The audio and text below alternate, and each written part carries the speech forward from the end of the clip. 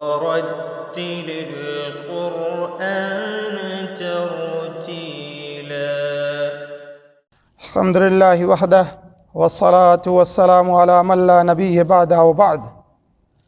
بسم اللہ الرحمن الرحیم. آئیے سب سے پہلے بچوں ہم حرکات کے بارے میں سمجھ لیتے ہیں. حرکات کسے کہتے ہیں اس کو سمجھ لیتے ہیں، پھر انشاءاللہ تبارک و تعالی اس کو پڑھیں گے.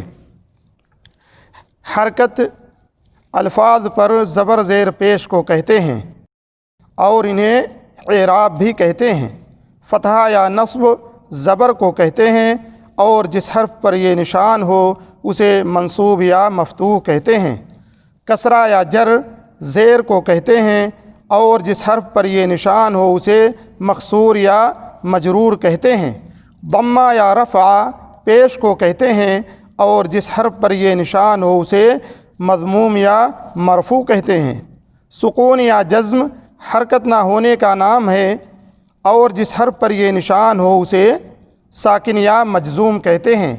بچوں ایک بات یہاں سمجھیے کہ جو قرآن اپنے یہاں انڈیا اور پاکستان کے اندر جو پڑھا جاتا ہے، جو اس کا خط ہے، اس پہ جو حرف ساکن ہوتا ہے اس پہ جزم لگی ہوتی ہے.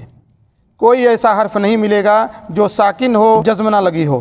لیکن جو قرآن یہاں پہ سعودی عرب کے اندر پڑھا جاتا ہے، جو خط عثمانی ہے، اس پہ کبھی جزم لگی رہتی ہے اور کئی جگہ جو ہے جزم نہیں لگی رہتی ہے.